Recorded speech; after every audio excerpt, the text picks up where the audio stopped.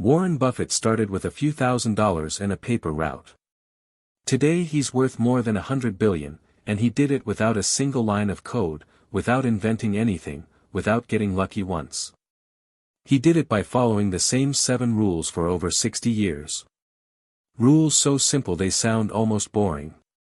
And that's exactly why almost nobody follows them. Here they are. Most people think investing is about being smart. Picking the next big thing. Timing the market. Buffett proved the opposite. He says the stock market is a device for transferring money from the impatient to the patient. And he built one of the largest fortunes in history, being the most patient man in the room. By the end of this video, you'll understand the exact playbook he used, and why it works for almost anyone willing to wait. Let's start with the rule he cares about more than any other. Rule number 1, never lose money. Rule number 2, never forget rule number 1. It sounds like a joke. It isn't. Buffett means something specific. Before he ever asks how much he could make on an investment, he asks how much he could lose. He calls it a margin of safety, only buying something for far less than he believes it's worth, so that even if he's wrong, he doesn't get destroyed. Because here's the brutal math of losing. If you lose 50%, you don't need to make 50% back. You need to make 100%, just to break even. A big loss doesn't slow you down. It resets you to zero. Buffett's whole career is built on avoiding that reset. And that obsession with not losing leads directly to his second rule. Rule number 2, stay inside your circle of competence. Buffett only invests in businesses he actually understands. For decades, that meant no technology. During the dot-com bubble of the late 1990s, when everyone was getting rich overnight on internet stocks, Buffett refused to touch them. People called him a dinosaur. Said he'd lost his edge. Then the bubble burst.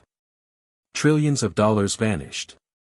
And Buffett, the man who didn't get it, was still standing. His point is simple. The size of your circle doesn't matter. What matters is knowing exactly where its edges are. Most investors lose money not because they're dumb, but because they stepped outside what they truly understood. But knowing what to buy is only half of it. His third rule changed how he bought everything. Rule number 3, buy wonderful businesses, not cheap ones. Early in his career, Buffett was a bargain hunter. He bought terrible companies just because they were cheap, what his partner Charlie Munger called cigar butts. One last puff of value, then nothing. The lesson came from a company you've probably eaten from, See's Candies. In 1972, Buffett paid $25 million for it. On paper, it looked expensive. But See's had something priceless, a brand people loved and would pay more for, year after year. That single company has since returned well over $2 billion. That's when Munger taught him the rule that would define the rest of his life: it's far better to buy a wonderful company at a fair price than a fair company at a wonderful price. And what makes a company wonderful? That's rule number 4. Rule number 4, look for a moat. Buffett imagines every business as a castle. And around the best castles is a moat, something that protects it from competitors trying to storm in and steal its profits.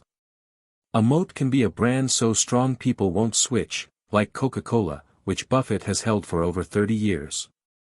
It can be a cost advantage no rival can match. It can be a product so woven into daily life that leaving it feels impossible. Companies without a moat get their profits competed away. Companies with a wide one keep printing money for decades. Buffett doesn't ask, will this business do well next quarter? He asks, will this business still be dominant in 20 years? And that long view sets up the rule people find hardest to follow. Rule number 5, be greedy when others are fearful, and fearful when others are greedy. This is the one everyone quotes and almost nobody does. Because it means buying when it feels terrifying, when markets are crashing, headlines scream panic, and every instinct tells you to run. In 1963, American Express was drowning in scandal. Its stock was collapsing. Investors fled. Buffett looked closer, saw the business itself was still healthy, and bought aggressively while everyone else sold. He made a fortune. He did it again in 2008, pouring billions into American companies at the height of the financial crisis, when the world was convinced the system was ending. Fear creates the lowest prices. Buffett trained himself to see fear not as danger, but as a discount. But buying low is worthless if you sell too soon. Which brings us to Rule 6. Rule number 6, think in decades, not days. Buffett's favorite holding period is forever.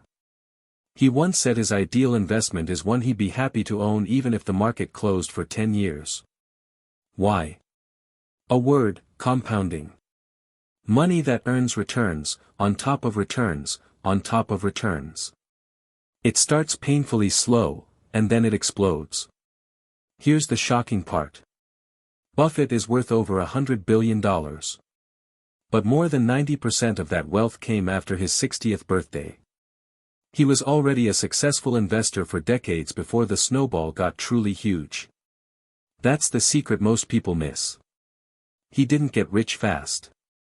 He got rich slowly, for a very, very long time. Which leads to the final rule. The one that has nothing to do with numbers. Rule number 7, your temperament matters more than your intelligence. Buffett insists you don't need a genius IQ to invest well. What you need is control over your emotions. The ability to stay calm when others panic, and to stay disciplined when others get greedy. He points to Isaac Newton, one of the smartest humans who ever lived, who lost a fortune in a stock bubble. Newton later said he could calculate the motions of the heavens, but not the madness of men. That's the whole game. The market will test you with fear and greed, over and over. And the investor who wins isn't the smartest. It's the one who can sit still, do nothing, and let time do the work. So there it is. 7 rules. Never lose money. Stay in your circle. Buy wonderful businesses. Look for a moat. Be greedy when others are fearful. Think in decades. And master your own temperament. Notice what's not on this list.